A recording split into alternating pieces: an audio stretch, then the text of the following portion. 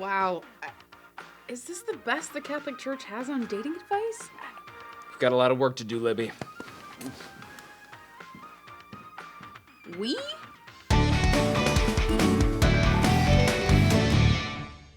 Welcome to Catholic Central. I'm Kai. And I'm Libby. So, Catholic dating.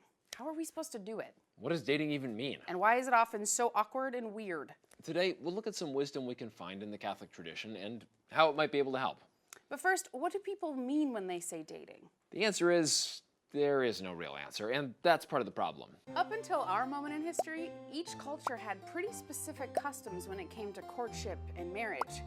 Good or bad, at least everyone was on the same page. In 2016, there were 110 million singles in the US, but no common social script or understanding of how to do dating. Dating situations can become like a trip to the emergency room. You're not sure what you're even doing there, and you're kind of afraid to find out.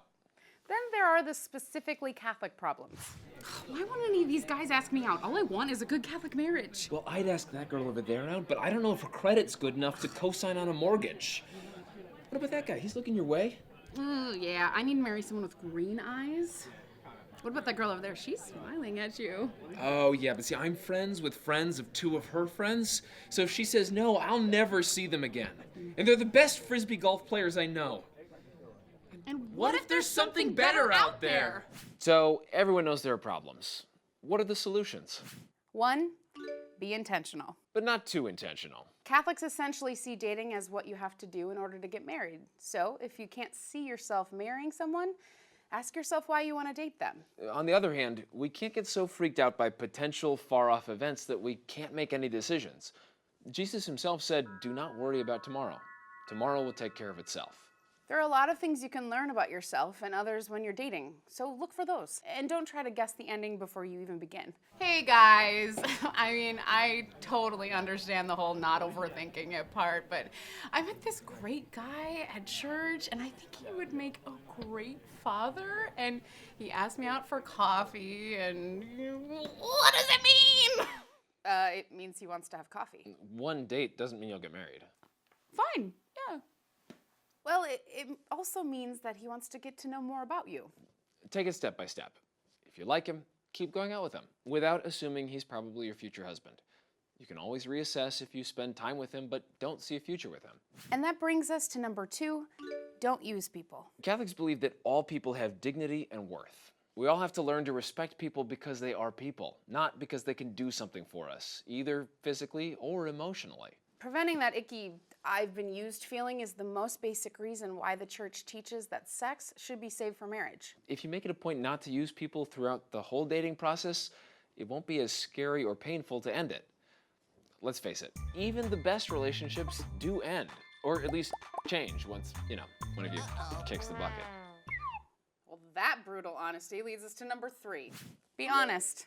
We need to be honest with ourselves and others about what we think is going on and what we want. As Jesus tells us, let your yes mean yes and your no mean no. Human beings are great at being selfish, and dating is no exception. There are so many reasons for wanting to be with someone that might not be healthy. And that brings us to number 4, be healthy. We all have bad habits, not to mention wounds from childhood, past relationships, and bitterness from getting our names spelled wrong on our coffee at Starbucks. But it isn't productive to blame others for our unhappiness. You know, Neil Clark Warren, the founder of eHarmony, says that finding the right person starts with being the right person. Ultimately, another person is going to fall in love with the person you are. So if there are a few things you could improve in, focus on healing what might be holding you back and developing your gifts and talents. If you don't know who you are, you can't look for someone truly compatible. So I started dating this girl, and I just admitted to myself that I don't actually enjoy talking to her, but she checks off all the boxes. You know how long I've looked for someone who checks off all the boxes? Long time, I'll tell you that much. So, that's an excellent example of why not to be in a relationship with someone. Just because you think someone is perfect on paper doesn't mean that you're meant to be together. And getting married is not going to magically fix all of your problems, or even any of them. Walking away might be one of the hardest things to do. But this actually takes us to one of the most important guidelines for dating. Be vulnerable.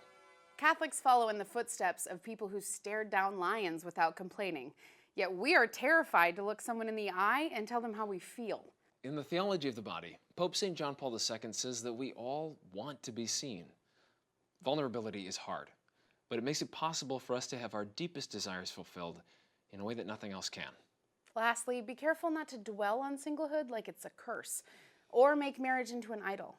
Obviously, it can be really hard. I mean, my biological clock is not slowing down, and like all my friends are already married and having babies, you know? So here I am, eating donuts! And that can be a really difficult cross to bear. But there are so many things you can do as a single person while your married friends are back home changing diapers.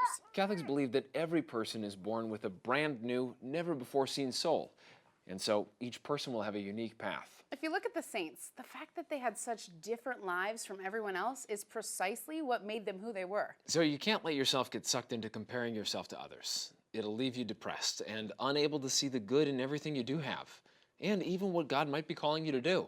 Singlehood and dating can be messy and lonely and awful, but the silver lining, it's not more messy, lonely, and awful than being in a bad relationship. Each stage in life has its own joys and suffering.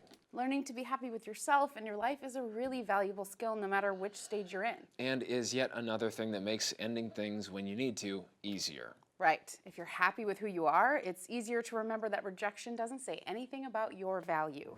There are thousands of reasons why it might not work out the way we want it to with someone, but none of them have anything to do with whether either of you are worthy of love. So, to recap, get out there, work on yourself, reveal the depths of who you are, and never doubt your worth. No big deal. It might sound like a lot, but doing dating this way can help you find someone and actually enjoy the process while you're at it. On that note, I'm Libby. And I'm Kai. Check out our website, CatholicCentral.com, for more resources on Catholic dating. From all of us here at Catholic Central, have a good date.